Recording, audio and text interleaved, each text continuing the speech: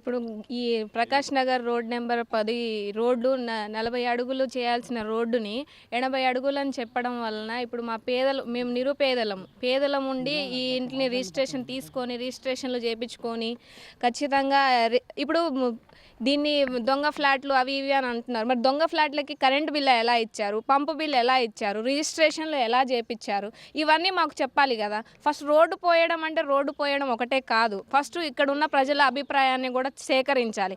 అవి ఏమీ చేయకుండా డైరెక్ట్గా వచ్చి మేము మార్క్ వేసేస్తాం 80 అడుగుల రోడ్డు కావాలంటే 20 అడుగులకి తగ్గిస్తామనంటే ఇది కార్పొరేటర్ల చేతిలో ఉందా, లేదంటే ఏమంటారు దీని కాంట్రాక్టర్ల చేతిలో ఉందా, లేదంటే ఎవరి చేతిలో ఉంది? ఫస్ట్ మాకు ఒక వేదికను పెట్టి ఇక్కడ మాకు ఒక మీటింగ్ పెట్టి ఇది సో అండ్ సో ఉంది అని చెప్పేసి మాకు చెప్పాలి. మేము ఎక్కడి నుంచో వచ్చి ఇల్లులు తీసుకొని వాటి మీద ఉన్న అప్పులు తీరవకుండా మేము తినకుండా ఇల్లులు కట్టుకొని కనీస అవసరాల్లో ఉండాల్సింది ఒక ఇల్లు కట్టుకోవడానికి బట్ట, తినడానికి తిండి.